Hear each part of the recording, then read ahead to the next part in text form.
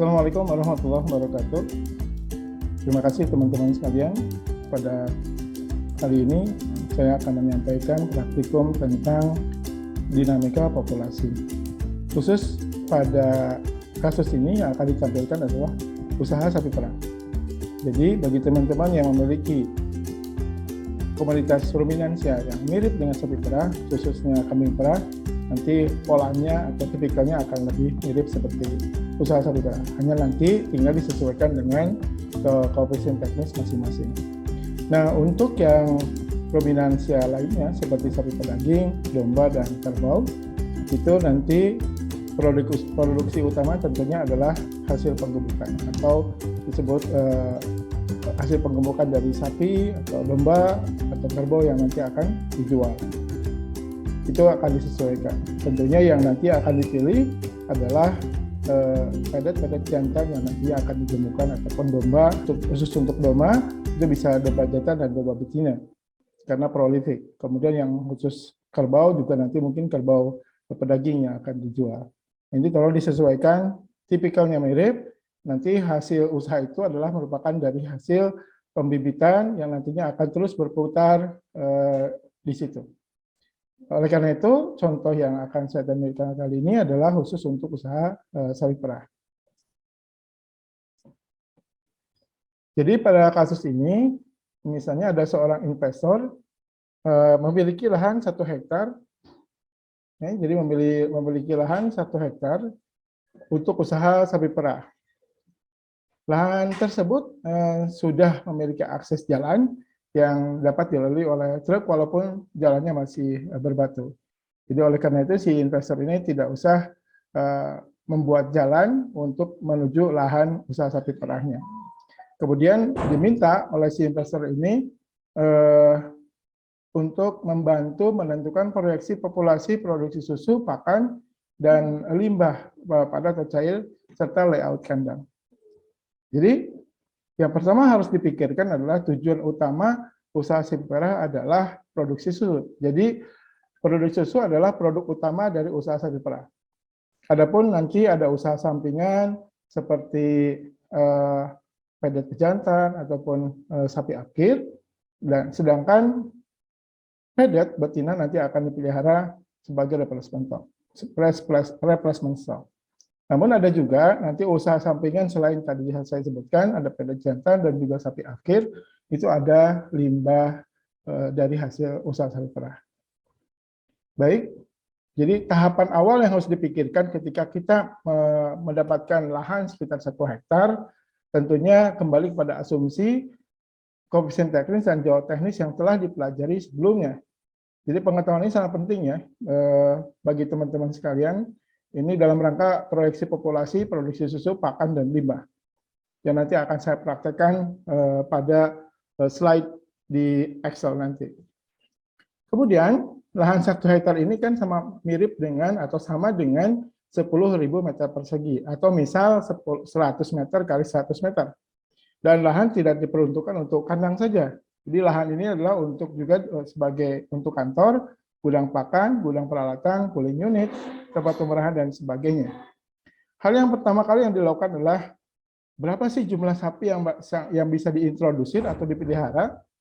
Nah, tentunya yang harus diperhatikan di sini adalah berapa jumlah sapi laktasi. Itu yang menjadi poin kita. Oke, jadi bagaimana menentukan proyeksi jumlah populasi produksi susu ditentukan oleh berapa banyak jumlah sapi laktasi yang kita pelihara dari lahan yang seluas 1 hektar ini. Berikutnya adalah ketika sapi kita akan introduce, maka tentunya harus direncanakan sistem pemerahan yang akan kita lakukan. Jika sistem pemerahan itu nanti terpisah antara kandang sapi laktasi dan pemerahan, tentunya ini harus diatur lebih lanjut ya. Jadi artinya sapi nanti akan digiring ke tempat pemerahan. Oleh karena itu, sistem yang akan dibangun di dalam sini adalah seperti pada gambar yang kita dapat dilihat adalah head to head ya. Jadi gambar head to head di mana antar kepala sapi ini ada gang yang nantinya akan diletakkan pakan hijauan ataupun konsentrat yang ada di depan mereka. Dan ini adalah jalan untuk pemberian pakan tentunya oleh para pekerja yang akan nanti kita hire ya. Baik, apabila dengan kandang seperti biasa, itu adalah hanya satu ekor sapi laktasi itu membutuhkan luas 3 meter persegi, maka karena kita akan menggunakan sistem di mana sapi dapat bergerak di dalam satu row atau satu stall, di mana dalam satu kandang ini kita akan ada 2 row stall ya, 2 row stall, maka tentunya sapi ini akan bergerak sehingga mereka membutuhkan ruang yang cukup luas. Sehingga kita akan mencoba ruang ini akan satu ekor sapi adalah sebesar 4,5 meter persegi per ekor. Jika lebar antar kepala atau gang tersebut adalah selebar 4 meter yang diberikan space ini, kemudian jika lebar antar kandang, jika lebar kandang stall ini adalah 5 meter, sedangkan panjangnya 75 meter, maka sapi yang kita bisa pelihara dalam satu stall ini adalah sekitar 83 ekor dalam satu stall ya, satu row ini nih. Kemudian kalau dalam satu kandang ada 2 stall, maka jumlahnya adalah sekitar 166 ekor. Maka apabila kita akan membangun 3 kandang, tentunya jumlahnya menjadi 498 ekor. Nah ini harus kita manfaatkan luas lahan yang 1 hektar ini, bagaimana memanfaatkan ruang yang sempit ini bisa memelihara sapi yang cukup banyak. Namun kandang inilah yang membatasi kita bahwa ternak yang dipelihara itu tidak bisa tidak lebih dari 498 ekor atau kira-kira sekitar 500 ekor lah untuk dipaskan, masih bisa menampung.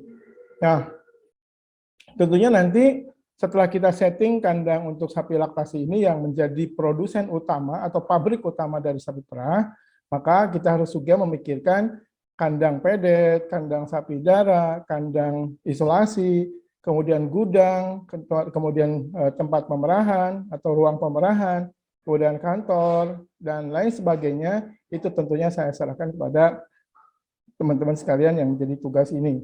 Jadi bagaimana cara membuat layoutnya, tentunya yang harus dibikin sebagai berikut. Di mana tempat masuknya, di mana keluar masuk keluar masuk ruang kandang ini, itu harus juga diperhatikan ya. Jadi ini penting sekali mengatur tata letak dari produksi usaha sapi perah ini.